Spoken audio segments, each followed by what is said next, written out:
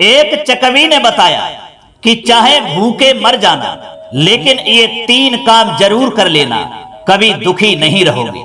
नमस्कार दोस्तों, स्वागत है आप सभी दर्शक भाइयों का फिर से हमारे YouTube चैनल दर्पण ज्ञान गंगा में। प्रिय दर्शकों, आज की भी कहानी इस वीडियो में आपके लिए बहुत ही उपयोगी और महत्वपूर्ण होती है। जो ये कहानी आपके लिए बहुत कुछ सिखा करके जाएगी, अर्थात ये कहानी आपके लिए बहुत ही ज्ञानवर्धक है, जिसमें हम आज चर्चा करेंगे और आपको बताएंगे कि चाहे आप जीवन में भूखे मर जाना, लेकिन ये 3 काम जरूर कर लेना, कभी दुखी नहीं रहोगे। अब वे 3 काम कौन से हैं जिनके करने से मनुष्य जिंदगी में कभी दुखी नहीं रहता, कभी वह गरीब नहीं रहता, उसके पास हमेशा सुख ही बना रहता है, गरीबी उसके पास कभी नहीं आती और ना वो कभी अपनी जिंदगी में दुखी होता है। कहानी का शीर्षक बहुत ही मोटिवेशनल है। बस आपसे निवेदन है कि आप हमारे साथ वीडियो की समाप्ति होने तक चैनल पर बने रहें और कहानी को ध्यान पूर्वक शुरू से अंत तक ही सुनें।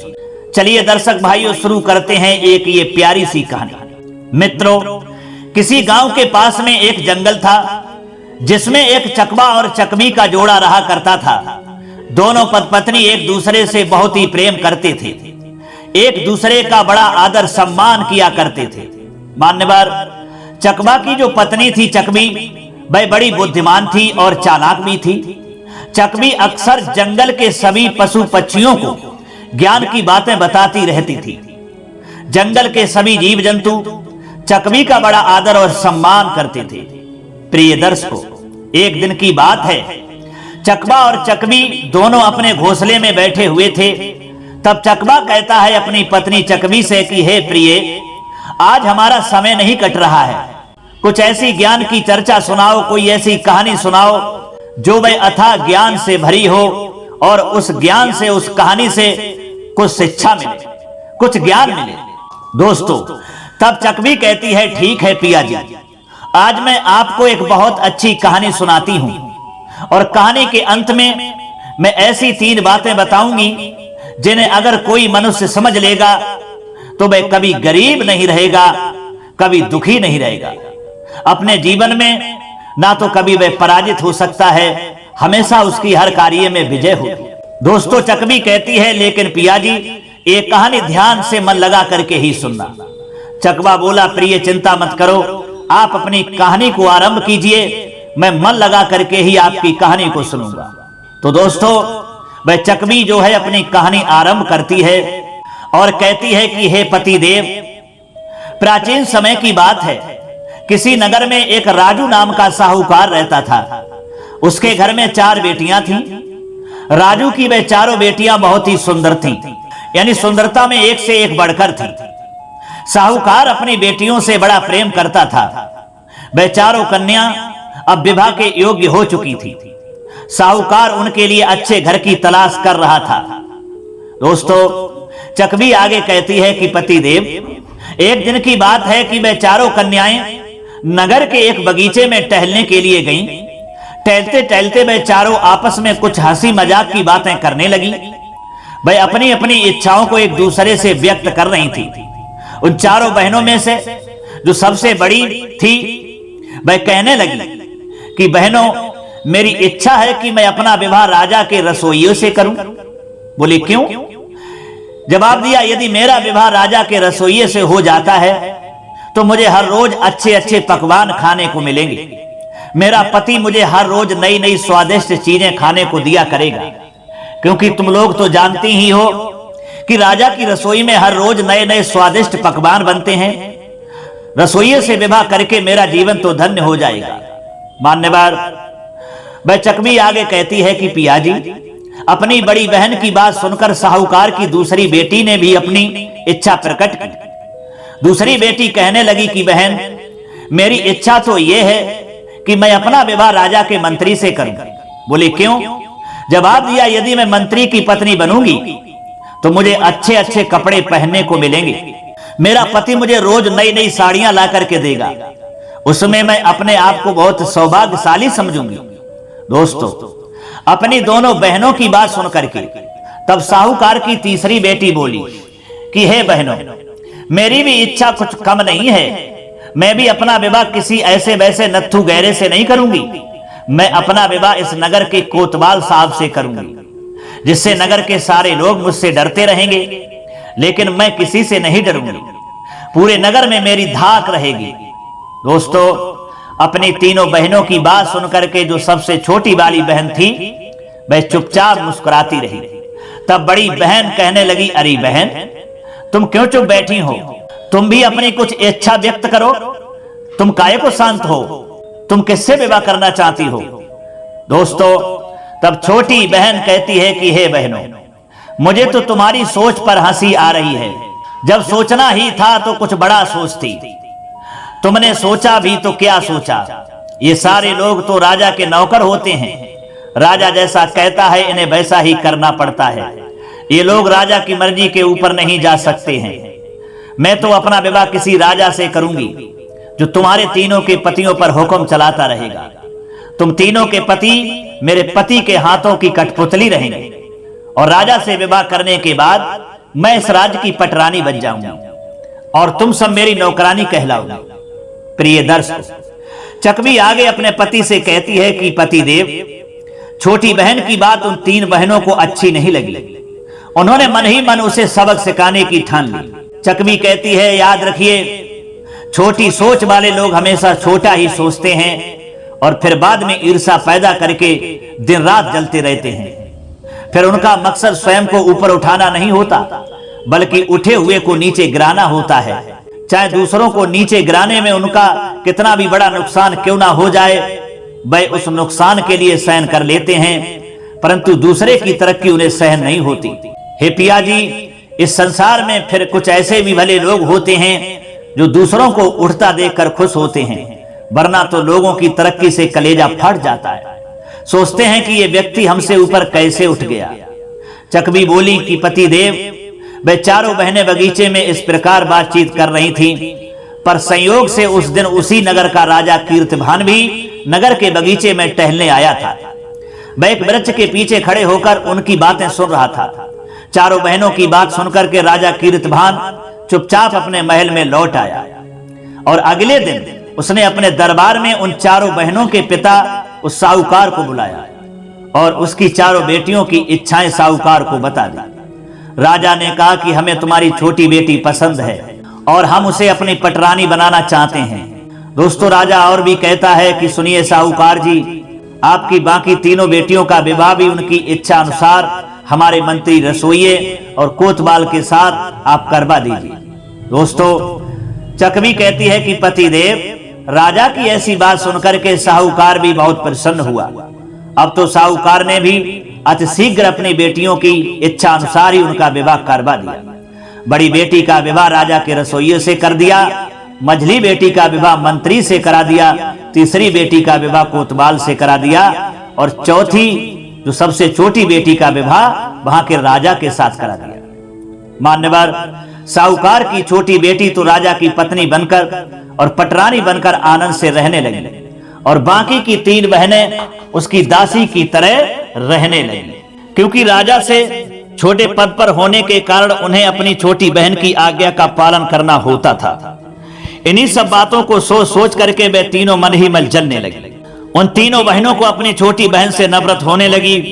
जब कभी कभी वे इकट्ठी हो जाती थी तो आपस में बातचीत करके कहती थी कि हे बहन, बड़ी शर्म की बात है कि हमसे छोटी होकर वे हम पर हुक्म चलाती है और हम बड़ी होकर उसका हुक्म मानते हैं। यही सब बातें सोचकर उन तीनों के मन में अपनी छोटी बहन के प्रति कड़वाहट आ गई। वे तीनों अपनी छोटी बहन से ईर्ष्या रखने लगे। ऊपर से उन्हें जलाने वाली एक बात और हो गई, विवाह के इतने दिन बाद भी उन तीनों बहनों को अभी तक संतान नहीं हुई थी। पर छोटी बहन जो राजा की पत्नी थी वह गर्भवती हो गई। ये सुनकर तो उन तीनों बहनों के कलेजे पर सांप लौट गया। एक तो रानी, ऊपर से उनकी संतान भी होने वाली थी। अब तो राजा उससे बहुत प्रेम करेगा और हम तीनों बाज बनकर जीवन भर उसके इशारों पर नाचती रहेंगे। मान्यवर, चकवी आगे कहती है कि पति देव जी, उन तीनों बहनों ने अपनी छोटी बहन को नीचा दिखाने का फैसला किया। अब तो वे तीनों रोजाना अपनी छोटी बहन के पास जाती थीं और उससे मीठे मीठे बातें करती थी। कोई उसके बाल बांधती थी, कोई उसको संवारती थी, तो कोई उसके पैर दबाती थी। इस प्रकार वह तीनों अपनी छोटी बहन की सेवा करने में लगी रहती थी। और छोटी बहन उन तीनों के मन की भावना को नहीं समझ पाई कि ये सेवा तो सिर्फ दिखावा है। मन में तो उनके बहुत बड़ा कपट भरा हुआ था। छोटी बहन उनसे अपनी बहनों की तरह बर्ताव करती थी। दोस्तों, चकवी बोली कि पियाजी, इधर जब रानी के बच्चे के होने का समय निकट आया तो उन तीनों बहनों ने दाई को रानी के कच्छ से बाहर भेज दिया और स्वयं अपनी बहन के पास रुक गई। दाई से कहने लगी कि तुम चिंता मत करो, हम बच्चे का जन्म अच्छे से करा देंगे। अब तो दाई अपने घर को चली गई। इधर वह तीनों बहनें अपनी छोटी बहन के पास रुक गईं। उन्होंने अपनी छोटी बहन यानी रानी की आंखों पर पट्टी बांधी। छोटी बहन ने पूछा कि ये पट्टी क्यों बांध रही हो? तो उन्होंने बता दिया कि तुम नहीं जानती, जब कोई महिला किसी संतान को जन्म देती है तो उसकी आंखों पर पट्टी बांध दी जाती है ताकि प्रसव के समय वह देखकर भयभीत ना हो। दोस्तों, वह भोली बहन नहीं समझ पाई कि उसकी ही बहनें उसके साथ छल करने वाली हैं। थोड़ी देर के बाद रानी ने एक सुंदर पुत्र को जन्म दिया। तीनों बहनों ने क्या किया कि उस बच्चे को एक संदूक में रखकर और जल में बहा दिया और एक बदरिया का बच्चा अपनी छोटी बहन के पास में लिटा दिया और महल में यह खबर करवा दी कि रानी ने एक बदरिये के बच्चे को जन्म दिया है। दोस्तों, चकवी कहती है आगे की पति देव, अब तो ये बात पूरे महल में, राज्य में चर्चा का विषय बन गई। सब लोग धीरे धीरे इस बात की चर्चा कर रहे थे। कोई मुंह खोलकर इस बात को नहीं कह रहा था। जब ये खबर राजा को मिली तो बंदर के बच्चे की सुनकर के राजा भी बहुत हैरान था। राजा भी शर्म से सर नहीं उठा पा रहा था। उधर वह संदूक जिसमें राजा का बेटा था, वह नदी के किनारे रहने वाले एक ब्राह्मण स्नान करने के लिए आए। उन्होंने देख करके निकाल लिया। जब ब्राह्मण ने संदूक खोल करके देखा तो वह हैरान रह गए। उसने देखा कि एक सुंदर नवजात बालक संदूक में रो रहा है। अब तो ब्राह्मण ने उस बालक को संदूक से निकाल लिया और उसको घर ला करके अच्छी तरह से लालन पालन करने लगे। मान्यवर, उधर राजा ने उस बदरिया के बच्चे को जंगल में छुड़वा दिया। इधर अपनी बहन को लज्जित करके तीनों बहनें बड़ी प्रसन्न हुई। उनके कलेजे को अब ठंडक मिल चुकी थी। दोस्तों, चकवी बोली अपने पियाजी से कि पति देव, धीरे धीरे समय गुजरा और एक बरस बाद फिर रानी ने गर्भ धारण किया तो उसकी तीनों बहनों ने फिर से दाई को प्रसव काल के समय रानी के कच्छ से बाहर भेज दिया। पहले की ही तरह उन्होंने फिर रानी के आंखों पर पट्टी बांध दी। कुछ देर बाद रानी ने फिर एक सुंदर पुत्र को जन्म दिया। दोस्तों, इस बार भी उन तीनों बहनों ने बच्चे को एक संदूक में रखकर नदी में बहा दिया और उसकी जगह कुत्ते के बच्चे को रानी के पास में लिटा दिया। फिर से तीनों बहनों ने राजमहल में यह खबर कर दी कि रानी ने अब की बार कुतिया के बच्चे को जन्म दिया है। ये बात सुनकर राजा फिर शर्म से पानी पानी हो गया। बेचारा राजा और कर भी क्या सकता था। चारों तरफ इस बात की खबर फैल गई कि रानी मनुष्य की जगह कभी बंदर को जन्म देती है तो कभी कुत्ते को। सारे नगर की प्रजा कहने लगी, जरूर ये कोई रानी नहीं बल्कि कोई मायावी राक्षसी लगती है। राजा साहब, ऐसी रानी को मरवा क्यों नहीं देते? मान्यवर, इधर राजा ने सोचा कि हो सकता है इसमें रानी का कोई दोष ना हो, हमारा भाग ही खोटा हो। रानी से उसका प्यार कम नहीं हुआ। उधर दूसरे बच्चे को भी उसी ब्राह्मण ने नदी से निकाल लिया जिसने पहले बच्चे को निकाला था। अब तो ब्राह्मण राजा के दूसरे बालक का भी घर पे ले जाकर के उसको पालने लगा। इधर महल में अपनी छोटी बहन को एक बार फिर लज्जित करके तीनों बहनों को बड़ा आनंद मिला। दोस्तों, धीरे धीरे समय बीतने के बाद में और कुछ महीने बाद तीसरी बार भी फिर रानी को गर्भ ठहरता है। इस बार भी जब प्रसव का समय आता है तो उसकी बहनों ने उसके साथ छल किया। रानी ने एक सुंदर कन्या को जन्म दिया और रानी की बहनों ने उस कन्या को संदूक में रखकर दोनों बेटों की तरह नदी में फिर छोड़ दिया और उसकी जगह पर एक हिरन के बच्चे को रानी के पास लिटा दिया। अब ये बात जब पूरे नगर में फैल गई तो सब लोग रानी को कोसने लगे कि ये रानी जरूर कोई राक्षसी है जो जीव जंतुओं को जन्म दे रही है। हमारा राजा भी कितना पागल है, ऐसी राक्षसी को घर में बैठाए हुए है। दोस्तों, चकवी आगे कहती है कि पति देव, प्रजा की मनसा को जब राजा ने समझा तो अपनी रानी को हथकड़ी लगा करके जेल में डाल दिया। छोटी बहन को जेल में पड़ा देखकर उन तीन बहनों के मन की हो गई। वह अब खूब आनंद मनाने लगी, कहने लगी भगवान का भला हुआ, जो जेल में पहुंच गई। बहुत हुक्म चलाती थी हम पर। दोस्तों, आज वह रानी जेल में पड़ी पड़ी अपने भाग्य को कोस रही थी। उधर राजा के तीनों बच्चों का उस ब्राह्मण ने अच्छी तरह से लालन पालन किया। जब वे तीनों भाई बहन कुछ बड़े हुए तो एक दिन वे तीनों घूमते घूमते जंगल में पहुंच गए। जंगल में एक ऋषि का आश्रम था। वहीं पर एक बरगद का भारी वृक्ष था। ऋषि के आश्रम में तरह तरह के जीव जंतु पशु पक्षी टहलते रहते थे। तरह तरह की रंग बिरंगी चकवी उस बरगद के वृक्ष पर किलोलें कर रही थीं। दोस्तों, उन तीनों भाई बहनों ने देखा कि एक रंगीन चकवी आश्रम में बैठी है। वह चकवी बड़ी ही मनमोहक थी। उस चकवी को पकड़ने के लिए जब उनका बड़ा भाई आगे बढ़ा और उसने चकवी को हाथ लगाया तो वह उसी समय पत्थर का बन गया। फिर दूसरे भाई ने उस पक्षी को पकड़ना चाहा तो वह भी पत्थर का हो गया। दोस्तों, वह चकवी आगे कहती है कि पति देव, अपने दोनों भाइयों को पत्थर का बना देखकर वह लड़की रोती चिल्लाती हुई उन ऋषि के पास आई और सारी बात बताई। ऋषि जी ने अपनी झोली में से थोड़ी सी राख दी और कहा कि ये राख ले जाओ और अपने दोनों भाइयों के शरीर पर लगा देना, वे पुनः मनुष्य बन जाएंगे। मित्रों, लड़की ने वैसा ही किया। ऋषि से राख लेकर के अपने दोनों भाइयों के ऊपर डाल दी। वे दोनों ठीक हो गए। अब तो वह चकवी उनकी मित्र बन चुकी थी। चकवी उड़कर ऊपर वृक्ष पर बैठ गई और बोली कि हे बच्चों, अब मैं तुम्हारी आज से मित्र हूं। तुम्हें किसी तरह की कोई चिंता करने की जरूरत नहीं है। आज से सारे जंगल के जीव तुम्हारे मित्र हैं। वे सब तुम्हारे साथ रोज खेला करेंगे। तुम्हें खाने के लिए सुंदर सुंदर फल फूल ला करके दिया करेंगे। तुम्हें अपनी पीठ पर बैठाल कर जंगल भी घुमाया करेंगे। तुम प्रेम पूर्वक आनंद से यहाँ रहो, तुम्हें कोई तकलीफ नहीं होगी। दोस्तों, उस चकवी की बात सुनकर के वे तीनों भाई बहन उस जंगल में रहने लगते हैं। जंगल के सभी जानवर उस चकवी पक्षी की बात मानते थे। वह चकवी जैसा कहती थी, जंगल के सभी जीव जंतु वैसा ही करते थे। अब तो जंगली जीव जंतुओं के साथ रहते रहते राजा के बच्चों को काफी समय गुजर गया। वे तीनों भाई बहन बड़े आनंद के साथ उस जंगल में रह रहे थे। एक दिन राजा कीर्तवान शिकार करने के लिए जंगल में आता है। राजा ने पूरे जंगल का भ्रमण कर लिया, पर उसे कहीं कोई जंगली जीव नहीं मिला। जंगल के सारे जानवर तो उन तीनों बच्चों के पास में थे, उन्हीं के साथ खेल रहे थे।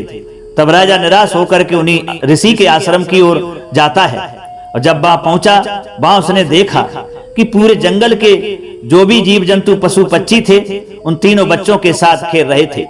राजा कीर्तवान ये देखकर बड़ा हैरान था। उसने देखा कि दो बड़े ही सुंदर पुत्र और कन्या उन जानवरों के साथ खेल रहे थे। राजा सोचने लगा, इतने सुंदर बालक इस जंगल में अकेले क्या कर रहे हैं। बच्चों को देखकर राजा सोच में डूब गया। वह अपनी किस्मत को कोसने लगा, कहने लगा कि कितने सुंदर बालक हैं और मैं अभागा बंदर, हिरण और कुत्ते का पिता हूं। भगवान ने मुझे संतान के रूप में कुत्ता, हिरण और बंदर दिया है। ये सोचकर राजा की आंखें भर आईं। उसने उन तीनों बच्चों को अपने पास बुलाया और गोद में बैठाल कर पूछने लगा कि मेरे प्यारे बच्चों, तुम्हारे माता पिता कहाँ हैं, कौन हैं, और तुम इस जंगल में इन जंगली जीवों के बीच में क्या कर रहे हो। प्रिय दर्शकों, चकवी आगे कहती है कि हे पति देव, तब उन बच्चों ने बताया कि हे महाराज, हमारे पिता एक ब्राह्मण देव हैं जो नदी किनारे रहते हैं। इन जंगली जीवों से हमारी मित्रता हो गई है, इसलिए हम यहाँ खेलने के लिए रोज चले आते हैं। हमारे घर चलो, हम तुम्हारा खूब आदर सत्कार करेंगे। दोस्तों, राजा उन बच्चों की बातों से बड़ा प्रभावित हुआ। उसका मन कर रहा था कि मैं इन्हीं बच्चों के साथ खेलूं, इन्हें प्यार करूं। राजा कीर्तवान उन बच्चों के साथ उनके घर गया तो वहां देखा कि ब्राह्मण देव तो कहीं बाहर गए हुए थे। राजा ने देखा कि घर पर एक रंग की चकवी बैठी हुई है। राजा को देखकर वह चकवी समझ गई कि ये राजा ही इन बच्चों के असली पिता हैं। उन दोनों पुत्रों ने राजा का बहुत स्वागत किया। उस कन्या ने भोजन तैयार किया और राजा के आगे परोस दिया। राजा ने भोजन किया तो भोजन बहुत ही स्वादिष्ट लगा। राजा ने भोजन की खूब प्रशंसा की।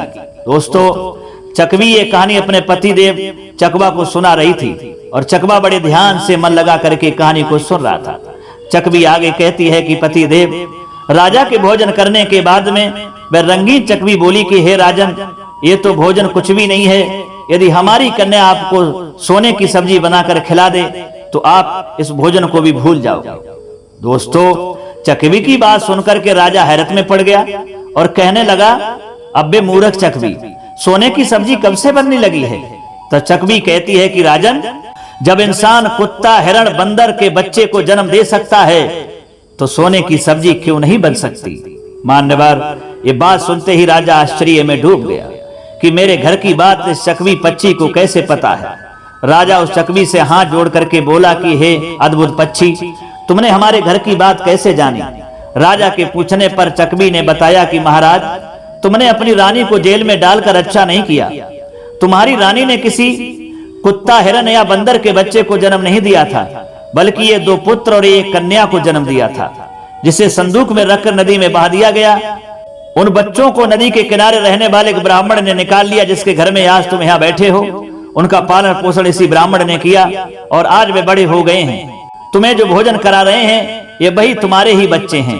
तुम नहीं जानते, तुम्हारी रानी की तीनों बहनों ने ईर्ष्यावश दुष्टता का काम किया था। दोस्तों, चकवी पक्षी की बात सुनकर के राजा बड़ा प्रसन्न हुआ। उसने अपने तीनों बच्चों को अपनी छाती से लगा लिया और उन्हें लेकर अपनी राजधानी लौट आया। अब तो राजा ने अपनी रानी को जेल से निकाला और तीनों बच्चों को रानी से मिलाया। रानी अपने बच्चों को पाकर बहुत खुश हुई। उधर रानी की 3 बहनों की चोटी कटवा करके और उनका काला मुंह करके पूरे नगर में घुमाया गया। आज उन्हें अपने किए पर बहुत ही पश्चाताप हो रहा था। प्रिय दर्शकों, चकवी आगे अपने पति चकवा से कहती है कि पति देव, इसीलिए तो कहते हैं हमें किसी की खुशियों को देखकर उससे जलना नहीं चाहिए, बल्कि हमें भी खुशहाल बनने का प्रयास करना चाहिए। किसी को नीचा दिखा करके हम कभी बड़े नहीं बन सकते, और कभी बड़े बन भी जाएं तो उस बड़प्पन का कोई फायदा नहीं होता। याद रखिए, ईर्ष्या में मनुष्य अपना ही नुकसान करता है। बड़ा बनने के लिए बड़ा सोचना पड़ता है। जितनी बड़ी सोच होगी उतने ही आप आगे बढ़ते चले जाओगे। छोटा सोचोगे तो छोटे ही रह जाओगे। दोस्तों, चकवी आगे कहती है कि पति देव, याद रखिए, मनुष्य को अपनी उन्नति के लिए और सुखी जीवन जीने के लिए ये 3 काम जरूर करना चाहिए। पहला काम मैं तुम्हें बता रही हूं। पहला काम है बड़ी सोच रखना।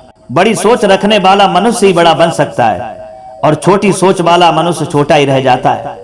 जैसे उस साहूकार की छोटी बेटी ने बड़ा सोचा था कि मैं तो एक राजा से विवाह करूंगी, तो वह नगर की पटरानी बन गई, और उनकी छोटी बहनों ने जैसा सोचा था उन्हें वैसा ही मिला। और दूसरा काम है, दूसरे को देख करके कभी मत जलना। जरा विचार करिए और याद रखिए, आप दूसरे को देख करके जलने में जितना समय लगाओगे उतना समय अपनी उन्नति में लगाओ। समय को व्यर्थ न जाने दो, आपको भी सफलता प्रदान होगी और आप भी बड़े बन जाओगे। मित्रों, याद रखिए, समय सभी के पास बराबर होता है, परंतु कौन समय का उपयोग आगे बढ़ने में करता है और कौन दूसरों से जलने में, ये उस पर निर्भर करता है। चकवी कहती है कि तीसरा काम है काम बुद्धि का नाश करने वाले कामों से दूर रहना। मान्यवर, जिस काम के करने से किसी को दुख पहुंचे, जिस काम को करने से मन में बुरा लगे, उस काम में समय नष्ट नहीं करना चाहिए। क्योंकि जिस काम में मन ना लगे, जिस काम को करने से ये समाज को दुख हो, आपको गालियां मिलें, और यदि आप उस काम को करेंगे तो आप नीचा देखेंगे, आप नीचा पाएंगे, आप कभी जीवन में ऊंचे नहीं बन सकते। इसलिए जो काम बुरा हो, जो काम गलत हो, जिस काम के करने से आपको हानि हो, दुख हो, आपका अपमान हो, वह काम आप कदापि नहीं करना। चकवी कहती है कि अपने पति से कि हे पति देव, यही 3 काम हैं, जो मनुष्य इन 3 कामों को कर लेता है वह जीवन में कभी दुखी नहीं रहता।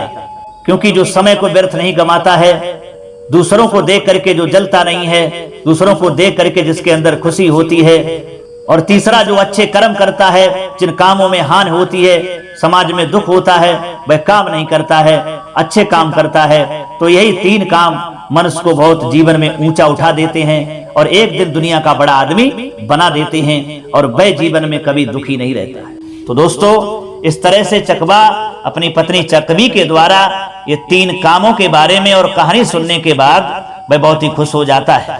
तो दोस्तों, कैसी लगी हमारी ये कहानी? हमें उम्मीद है ये कहानी आपको अच्छी लगी होगी। अगर पसंद आई है तो कमेंट बॉक्स में जरूर बताना, और हो सके तो अपने दोस्तों के लिए भी शेयर करना।